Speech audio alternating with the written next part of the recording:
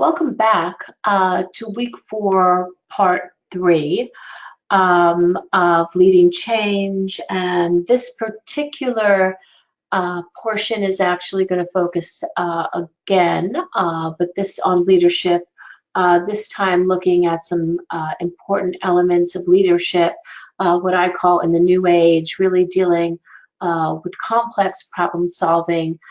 So let me just back up a little bit for us to go forward. The development of problem-solving courts and restorative justice strategies we know are inextricably connected to the value systems, goals of the community and jurisdictions that they're being implemented in and that they serve. In review, the first problem-solving court was established in Miami-Dade. That was the drug court in 1989, and we know very well that now there are over 3,000, probably more, problem-solving courts across the United States in all kinds of varietals, including veterans courts. We now have safe baby courts given the opioid crisis, girls courts, community courts, mental health courts, of course, domestic violence courts. So I just want you to understand that these courts are often local efforts. They tend to spring up from grassroots, and then as they really get established, and if they're successful, oftentimes then we'll see some top-down statewide efforts. So that tends to be the trajectory of these problem-solving courts or strategies. So over the past several decades, that first experiment of the drug court led to an emerging field of criminal justice innovation generally through a behavioral health or a therapeutic lens. State courts across the United States and worldwide have come to the conclusion that we need to improve and can improve the systems of justice, that they're really not effective in providing outcomes that are cost effective and that lead to improvements both in the justice system but also for the community. According to the Center for Court Innovation, the new wave of problem solving courts and approaches generally encompass 3 paradigms. The first, I'm not going to spend a lot of time on this, we've already been through this, but most commonly include therapeutic jurisprudence, of course, in terms of the accountability courts. Those courts generally are the ones that are dealing with more serious offenders. You'll also find accountability models largely in drug courts, particularly on the felony level, and also on mental health courts on the felony level tend to be more accountability driven for obvious reasons, as well as domestic violence courts. Community justice types of strategies in courts have become very popular. They really are looking to solve complex problems in the community. That could be homelessness, it could be truancy, it could be related to gangs, and it really provides an opportunity to integrate those restorative justice strategies that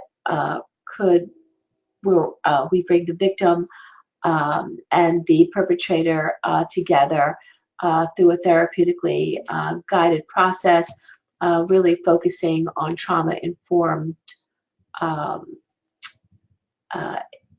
approaches, which include adverse childhood experiences, and really elevating empathic communication between parties and community. It's really amazing what's happening in school-based restorative justice programs, and we'll talk about that a little bit upstream in the course. I think you know that these models are not mutually exclusive.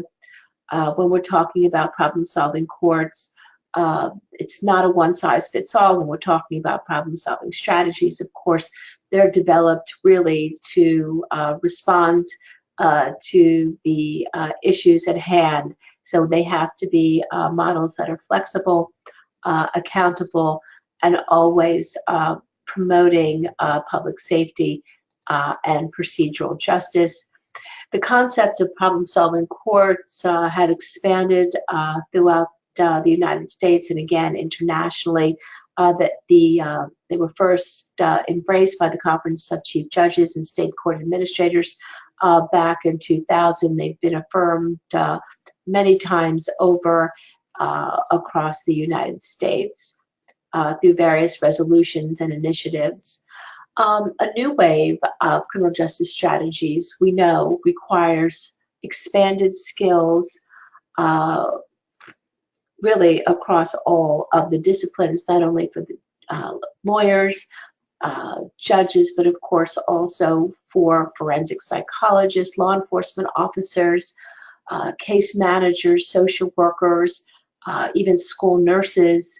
I just did a guest presentation for Rutgers University for a class of school nurses, really talking about the implementation of therapeutic jurisprudence and how collaboration and through this process really could, I think, develop a new breed of problem solvers within that sphere. So that was very exciting.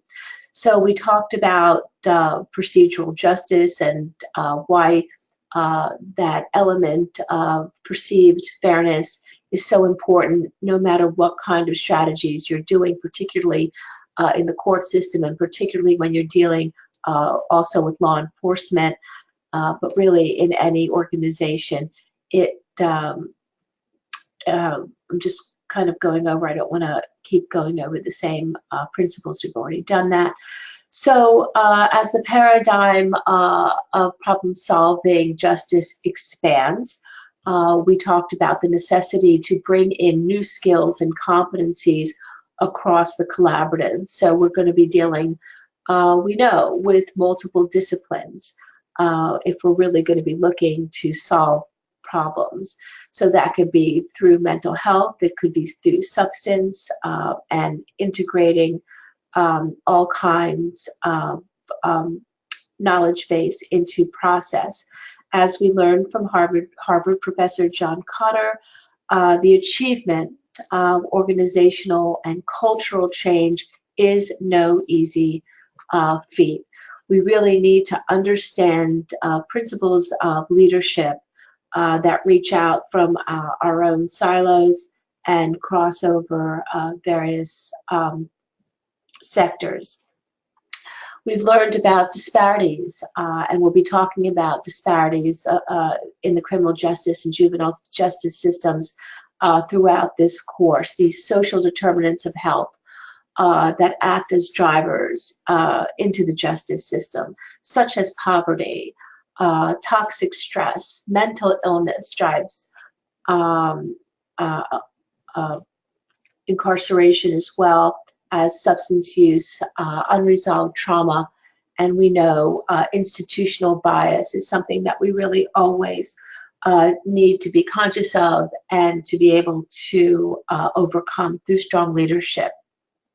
So understanding new dimensions in leadership, this is taken from just a really wonderful article that I just love, and it is entitled Renaissance Leadership for the 21st Century. And these authors argue that conventional leadership simply no longer meets the needs of a rapidly changing and complex world. that in order to lead in the 21st century, we have to break away from traditional practices and become more focused on root cause. As Kotter says, change leadership is a combination of head and heart, and the authors certainly embrace that they define self-oriented leaders of the 21st century builds a culture of community, a culture with shared purpose, a culture that is grounded in service and the well-being of the individuals that you are engaged with. So Renaissance leadership in the 21st century has 8 categories. Leaders as learners as well as teachers, that we recognize that we're going to always be continuously learning and committed to helping others learn and develop as well. That learning is on the forefront of community through focus and organizational activity and convening stakeholders, of course. That we need to unlearn worn out models and strategies that simply don't serve us any longer. That Renaissance leadership is transformational and very forward thinking, that we look at the long term, that we have a clear vision of what the future possibility is for all stakeholders, and that we have optimism and see a way of fulfilling that vision. That optimism and energy is like a contagion, that there's excitement and hope framed around the belief that we can achieve goals, that we are always looking to build upon the successes and improvement through transformational change, and that we create an open environment and space that fosters professional growth, of course, and respect, and that we build cultures that promote mental health and self-care and trust. Also, that we have the capacity for complex, creative, and strategic thought.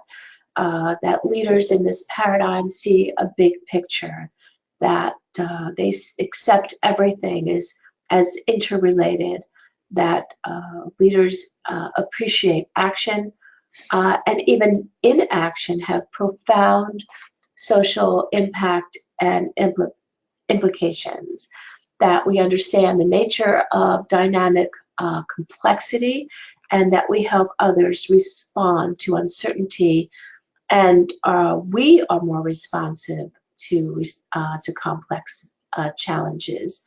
That also we resist solving problems alone, that we work collaboratively in our problem solving. Fourth is that concept of servant leadership, that leadership is really all about stewardship, and that we want to put people first in the way that we seek change, that we, again, promote dignity and high levels of faith, respect, trust, and compassion for everybody that we serve, and that we lead from the heart as well as the head. Number 5, in terms of components of leadership in the new age, includes having strong emotional intelligence, soft skills, and being authentic, that we know ourselves as well as encouraging people to be themselves, that we are inclusive and that we promote diversity, and that individuality is honored and respected, that we promote honesty and encourage honesty in terms of everything that we do and say, and that we look to building and maintaining trust which is essential, that we understand that we're all human, we all have vulnerabilities, and that it's okay to share those vulnerabilities. Also, that we are self-reflective, and we encourage others to practice reflection, that if we sometimes make mistakes, we're willing to say, that we made mistakes in some areas and that we could move forward. That a leader is wise, virtuous, and ethical, that the leader sees wisdom as the only salvation for the future, for survivability, and for sustainability. That leadership seeks to deepen the pool of wisdom. It's not about being clever, successful, or impressive, but doing the right thing for the greater good. That we understand that we are role models and that we behave in accordance with the moral codes, integrity, value, and principle. That leaders are integrators, that we want to be inclusive and unifying and involve as many people, who are interested in working with us as we can, that we're helpful to our staff and to stakeholders, that we see how what we're doing fits into the larger community picture, that where and how we relate to organization and our attitudes contribute to other missions. We understand why we're doing things the way we are doing things, or why maybe we need to lead differently. We also need to also keep identifying and finding the values and higher purpose in the meaning of our work and belonging. So whether you're engaged in law enforcement, psychology, the law, education, and whatever discipline that you're coming from, these strategies can be applied in your work. In a new economy and through globalization, we know that we have to rethink scarce resources, certainly in the correctional and criminal justice system, but in all systems. We need to understand that, look at people who are that might be committing offenses, while obviously serious offenders require consequences. Not all people are bad, but understanding that through a behavioral health and therapeutic lens, we have a deeper understanding of why people are finding personal solutions that may not actually be solutions, but lead to other negative social consequences. So in this particular module, I've included a number of inspirational speeches and from various leaders and thought catalysts such as Malcolm Gladwell, who I found several years ago did just a beautiful, inspiring speech to the Minnesota Crime and Justice Council on community reentry and the importance of reducing recidivism and incarceration.